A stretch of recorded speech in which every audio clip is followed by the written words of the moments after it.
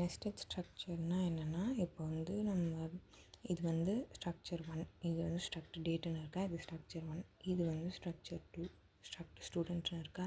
So இந்த 2 ஸ்ட்ரக்சரையும் சேர்த்து main ஃபங்க்ஷனில் ஒரு ஆப்ஜெக்ட் க்ரியேட் பண்ணி அதுக்கு வந்து ஆன்சர் டிரைவ் பண்ணுறது தான் வந்து நெஸ்டட் ஸ்ட்ரக்சர். ஸோ இது இப்போ வந்து நமக்கு இது ஸ்ட்ரக்சர் நம்பர் 1 சொன்ன மாதிரி இது வந்து ஸ்ட்ரக்சர் நம்பர் 2.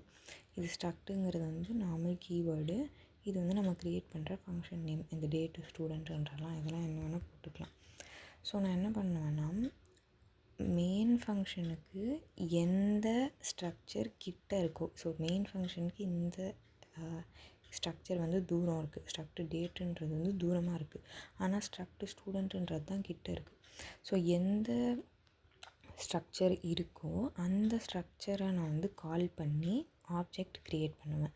ஸ்டூடெண்ட்டுங்கிற ஸ்ட்ரக்சரை நான் இங்கே கால் பண்ணி எஸ்ன்னு ஒரு ஆப்ஜெக்ட் க்ரியேட் பண்ணியிருக்கேன்னா, ஸோ அதுதான் வந்து creating an object in a structure.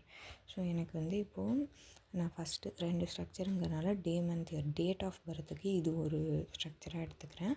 And இங்கே வந்து ரோல் நம்பர் எடுத்துக்கிறேன். இதில் என்ன பண்ணுறேன்னா, இங்கே இருக்குல்ல, இதை வந்து கால் பண்ணி அதுக்கு ஒரு ஆப்ஜெக்ட், அதாவது ஒரு ஸ்ட்ரக்ட் இருந்துச்சுன்னா அந்த ஸ்ட்ரக்டை கால் பண்ணி அதுக்கு ஒரு ஆப்ஜெக்ட் க்ரியேட் பண்ணணும்.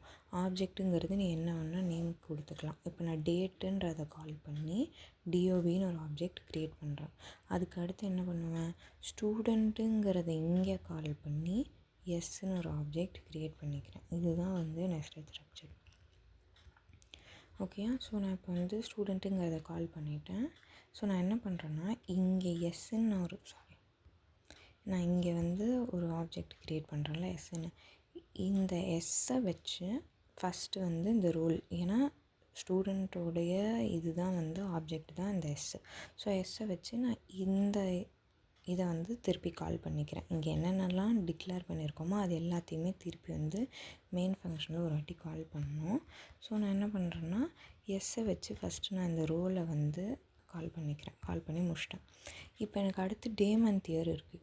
டே மந்த் இயர் எல்லாமே இங்கே இருக்குது, இங்கே இல்லை, ஸ்டூடெண்ட்டில் இல்லை, இங்கே இருக்குது. ஸோ நான் டே மந்த் இயர் என்ன பண்ணுவேன்னா 2 ஆப்ஜெக்ட்டுமே கால் பண்ணுவேன். இங்கே நம்ம 2 ஆப்ஜெக்ட் க்ரியேட் பண்ணியிருக்கோம், எஸ்ன்னு ஒன்று, டிஓபின்னு ஒன்று.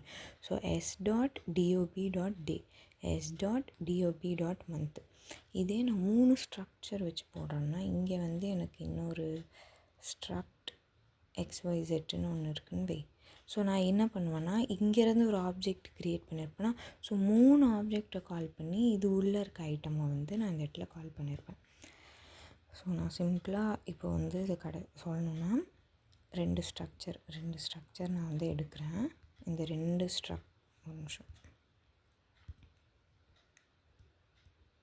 2 ஸ்ட்ரக்சர் வந்து இப்போ நான் எடுக்கிறேன்.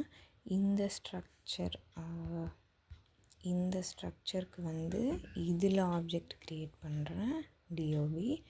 இந்த ஸ்ட்ரக்சருக்கு வந்து மெயின் ஃபங்க்ஷனில் ஆப்ஜெக்ட் க்ரியேட் பண்ணிடுறேன் எஸ். ஸோ எஸ் வச்சு இதை கால் பண்ணிக்கிறேன்.